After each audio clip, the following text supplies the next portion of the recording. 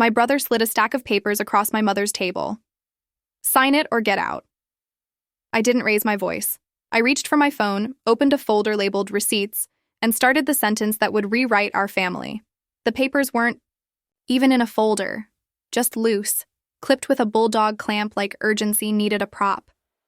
My brother Mark laid them down on the kitchen table next to a sweating pitcher of sweet tea and said the line he'd practiced in the truck. Sign it or get out. The AC in my mother's San Antonio ranch house rattled like it wasn't sure it could hold the afternoon. My mother turned away from the sink and did that quick smile she uses when she wants everyone to pretend we're in a softer version of this scene. It's just the listing agreement, she said. And the power of attorney, honey. For Mark, so he can handle the details. I looked at the signature lines. One was for me.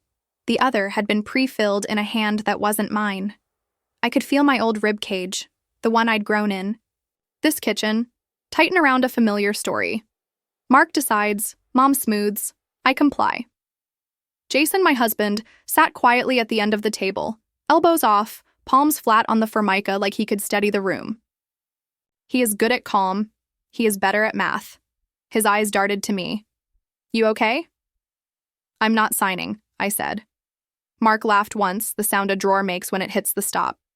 You don't even live here anymore, Lena. Mom can't keep the house. Taxes went up. It's time. I glanced at my mother. The lines around her eyes were sentences I could read even if she didn't say them. I'm tired. I hate the mail. I don't know what to do when a letter says delinquent. I am ashamed that the roof leaks right over the microwave. This is my house, she said too quickly. It was. Also, it wasn't. On paper, the title read, Elena Morales, a widow, and her children, Mark Morales and Helena Lena Morales, joint tenants with rights of survivorship. My father had put it that way when he died 3 years ago, so you kids can figure it out without too much court. His plan had been love. His plan, in practice, was a boxing ring. Let's start over, I said, calm enough to be a new language in this kitchen. Mom, do you want to sell the house? She blinked. Her hand went to her neck where her cross used to hang before she stopped wearing it because grief made her skin mad. I don't know, Mark bristled. Lena, stop with your social worker. Questions. The roof leaks, I said. And there are other ways to fix a roof than selling a home your grandkids can point to and say, that was Nana's. At grandkids, my mother's mouth softened.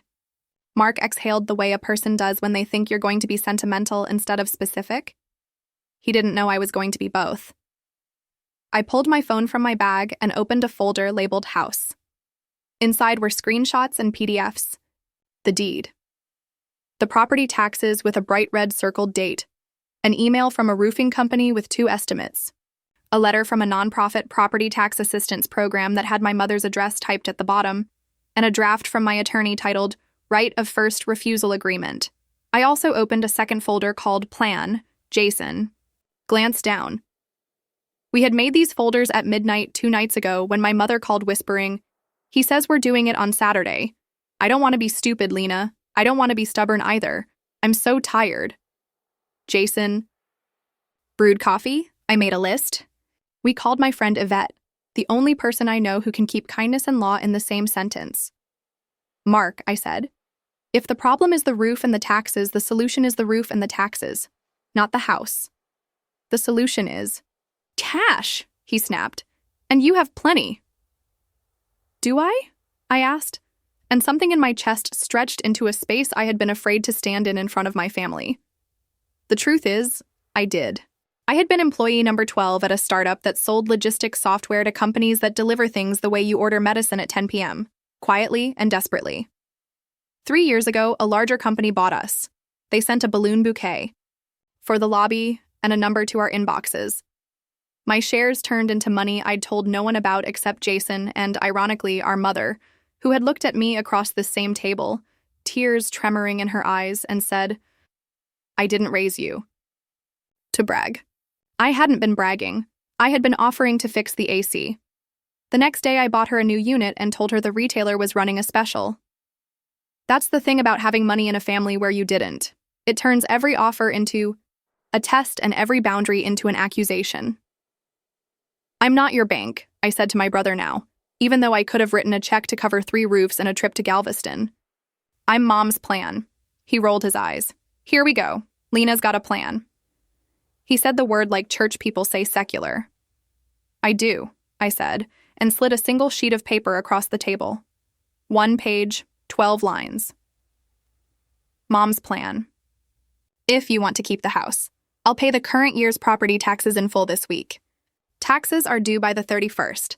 I'll hire a licensed roofer by Friday and pay for the roof. You sign a right of first refusal. If you ever decide to sell, you offer it to me first at appraised value. We put the house into a homestead trust that prohibits sale while you're alive unless you sign off after 30 days. Cooling and 2 counseling sessions. Financial plus neutral third party. I'll set up a monthly homeowner's budget with you, utilities on autopay, emergency fund for repairs, no credit cards. Mark gets a buyout offer for his share. Appraised value X 1.1, a 10% premium for peace. I'll pay it directly to his creditors.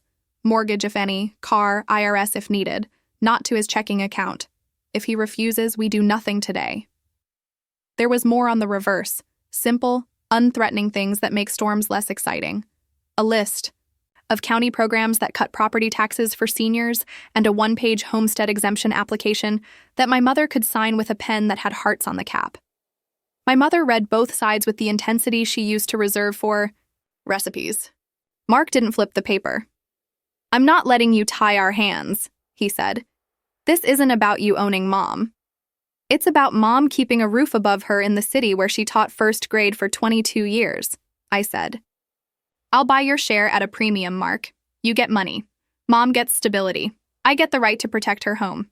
No one gets coerced at a kitchen table. The front door creaked. My Aunt Lady, who has never met a family dust-up, she didn't want front row seats too, walked in with a bag of H-E-B cookies. I brought snickerdoodles, she sang, then saw the papers and pointed her voice at me. What's this now? Your city money, Lena. Just do the right thing and sign. I am doing the right thing, I said. I'm paying for a roof and taxes. I'm buying out my brother. I am not signing away power of attorney so he can sell this house out from under our mother. Jason's hand found my knee under the table. I hadn't learned to keep my voice steady because of money. I'd learned it as a child when my father's hands would shake after double shifts and my mother would say, "Hush, the good kind of tired is loud. The good kind of firm is quiet." Mark stood so fast the chair squealed. Fine, he said. You want to lawyer? We'll lawyer. Or you can buy me out for real money. Wire, not your little conditions. Appraised value plus 10%, I repeated. Funds go to debts, not to habits. He narrowed his eyes.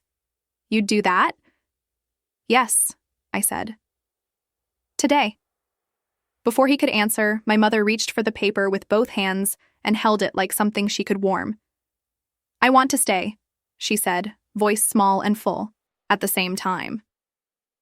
I want my grandbaby to know this porch. Mark didn't look at the porch. He looked at my bag like he could x-ray it for a checkbook. Appraisal, he said finally, then go to hell. He stalked down the hall, grabbed his keys off the send them a message hook we've had by the door since 1996, and left, without taking a cookie. Aunt Letty perched on the edge of a chair and watched me sign my mother's homestead exemption application. She snorted. You always were a little lawyer, she said, like a woman who thinks accuracy is an insult. Then she left too, with her cookies and her commentary. I exhaled. My mother picked up the pen I'd set down and held it like a faith. She was trying back on. How much does a roof cost? She asked. Less than regret, I said, then smiled so she knew I wouldn't make a speech instead of a phone call. We spent the next 2 hours dialing. I called the roofing company. They answered. I booked them. I texted Jason our bank's wire limits and emailed Yvette for a buyout agreement template that uses short sentences instead of legal theater. I Venmo'd my mother's property tax bill and walked her outside to take a photo of the receipt on her phone because I want her to have proof in rooms I'm not in. At 4 p.m., I got a text from Mark. Appraiser's coming tomorrow at 10. Don't jerk me around. I answered with, I won't, paper only. He sent back the middle finger emoji because leaving a role is harder on the people who wrote the old script. The appraisal came in 3 days later. Market in our neighborhood was up. The number surprised all of us in a way that made my mother look guilty for having lived somewhere that mattered. I sent Mark an offer letter. Appraised value X 110% minus his debts, paid directly. He wrote back, add 20% and I'll think about it. I didn't haggle. I wrote, 10% is the offer. It expires Friday at 5. He called. He yelled. I said, I love you. The answer is the same. He signed at 4:57. We met at a title office that smelled like coffee and relief. Jason sat beside me. Yvette sat across the table as my attorney because she said, people work harder when they know a woman with a bar card is watching. Mark signed and glared and asked when the wire would hit. I told him Monday. Then I handed him a separate page titled Resources, with numbers for a credit union, a counselor, and a union apprenticeship list. He rolled the paper and tucked it into his back pocket like my father used to do with plans he pretended not to have. My mother and I went to lunch after. She ordered enchiladas and cried into 3 napkins, then laughed when Jason pretended to steal her chips. She said, I don't deserve this. And I said, you do. She said, where did you get the money? And I said, work. She didn't ask for more because shame is loud. Dignity is louder when you let it be. This is the part where you might think the story ends. It doesn't. The line in the title isn't just about a roof. It's about what happened with the rest of the money. I don't like money slouching in accounts. It makes me nervous, like a guest who won't tell you when they're leaving. When the startup wired the number into our lives, Jason and I set aside what we needed to make choices without panic. An emergency fund, a retirement plan, a down payment we'd use someday when we were ready to leave our walk-up with the window that sticks. Then we did the thing my grandparents would have considered eccentric. We opened a donor-advised fund. We named it after my father, the Rafael Morales Fund, because he built things with his hands when his hands shook. We put $10 million into it over 2 years while keeping our lives the same, because wealth that changes your couch before it changes your county is boring. Then I spent a year calling organizations that do what I wish someone had done for my mother during the winter after my father died. Show up with a plan and a stamp. The one that kept me up at night was a small nonprofit with a strange model. They buy medical debt, the kind that goes to collections, by the bundle, pennies on the dollar, the way hedge funds buy suffering with better marketing. Then, instead of collecting, they erase it. They do it by zip code or hospital system. They send letters that say, your debt is gone. You throw them away first, you think they're scams, then you call, then you cry. We met with them in a conference room where the carpet looked like hope, if hope were beige. What would $10 million erase in Bezar County? I asked. The CEO did the math. At current pricing, depending on the portfolio, $10 million could wipe $1 billion. Billion with a B? Jason asked, and the CEO nodded, tired and sure, like someone who knows the math of mercy. I signed a paper that night. We targeted the county where my mother lived, and the 4 surrounding zip codes where my brother's friends had taught themselves to ignore phone calls. We put in a clause that prioritized debts under $5,000, because those are the ones that keep kitchens cold. We signed a separate grant to a legal aid clinic that helps people fix the mess after the letters come. I did not tell my family. The letters went out in batches 3 months later, September, when the air pretends to change in South Texas. The envelopes were yellow. Inside each was a single page. We are writing to let you know that a generous gift has wiped out the medical debt you've been carrying. You owe $0. This is not a scam. No one will ask you for anything. We do not report to credit bureaus. We will send you a confirmation list of the accounts erased, at the bottom in small print, made possible by the Rafael Morales Fund. The call started the day after the first batch landed. Not to me, to my mother and brother, to my aunt and her best friend, to people who didn't call me at all but said my father's name out loud for the first time in too long. Lena, my mother said at 8:06 a.m., phone on speaker, voice doing the thing where it's trying to be careful around a smile. The hospital, she made the little gasp she does when she cries and doesn't want to scare children. They say my gallbladder bill, she whispered, like the word would come back if she said it wrong. It's gone. My aunt called 20 minutes later. This yellow paper, she said. It says Raphael. He did this? I told her yes. She cried so hard I had to sit down on my kitchen floor and lean against the cabinets. Love does that. Tries to knock you over so you have to lean on something. Mark texted me a photo of a stack of letters. "Is this you?" he wrote. He added nothing else. I wrote back, "It's Dad." He sent the prayer hands emoji. 2 minutes later, he sent, "I'm sorry." And I did what you do with new sentences from old mouths. I screenshotted it. Then I whispered it to the room like a blessing I might have missed if I was looking at numbers instead of faces. We threw a little party. Not a press conference. I don't like how microphones warp teeth. Just a backyard evening at my mother's with cheap white lights and plates that didn't match. People came who had taught me to braid, yell in English when I didn't know the I.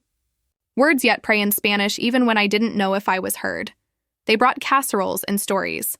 My mother made arroz con pollo and put the pot right on a trivet with paint peeling off. It felt right. She stood up once when no one was clapping and said, "We have all been paying for breath for too long. Tonight, we can breathe." Then she sat back down and put her hand over mine under the table the way she used to when I was test taking in 5th grade, and the teacher let her stay because she said I did better if someone did the holding for a while. Later, Mark came out on the porch where I was pretending to fix the light so I could be alone for a second. He picked at a splinter on the railing and said, without looking at me, "I was mean to you." "Yes," I said. "It was easier than being useful," he said. "Yes," I said again, because sometimes the gospel is 2 syllables repeated until they do their work. He nodded toward the house. What Dad did, I corrected. Because sometimes the easiest way to give a person back to themselves is to put their name on the good thing. "That," he said. "It wiped stuff for me, too." "I know," I said. He took a breath. "I'm learning to pour concrete. Did I tell you?" He held out his hands like evidence. They were nicked and strong and new. I smiled. "Build something good," I said. "Don't make me come remind you." He laughed. "Yes, ma'am." Weeks later, my mother would still call me sometimes to read me names. "Mrs. Alvarez from church, her surgery," she would say, then trail off, relying on the space between words to tell me the rest. I would stand in my kitchen with my plant leaning toward the weak Milwaukee sun and let the space do its work. Sometimes I thought about the note on my desk when I was 18. I kept the photo in my folder, not because I needed it to accuse anyone anymore, but because it reminded me what paper can do. A note demanded I become a bank. A plan made me a daughter again. A letter wiped the slate of strangers whose only sin was getting sick in a country that charges for breath. When my mother's property tax bill came due the next year, she texted me a photo of her and the receipt. She'd gone in person. She'd brought a pen in her purse even though pens are plentiful in offices that sell time. She wrote, "I did it," with a heart. I wrote back, "I know. Sometimes revenge looks like withholding. Sometimes it looks like refusing to play the part someone wrote for you. Sometimes in the middle of Texas heat, it looks like a roof that doesn't leak and yellow letters that say, 'You owe $0. The day I put my father's name on the fund, I cried in a lobby with carpet that tried to be calming and didn't quite pull it off. The woman handing me the receipt put a hand on my shoulder and said, "You're doing a good thing." I said, "I'm doing the only thing I can live with." The note on my desk had said, "Use your money for your brother." It took me a decade to translate it into something true. Use your money for your people. Sometimes your people are your brother. Sometimes your people are everyone in your mother's zip code. Either way, it's your money. Either way, make a plan. Don't be their bank. Be their plan. Put it on paper, say what you will and won't do, and send money to problems, not to habits. Sign it or get out. Doesn't end a story. Sometimes it starts one where a house gets protected, a family gets rules, and a county gets to breathe. The cleanest kind of payback is the kind that fixes something bigger than the fight.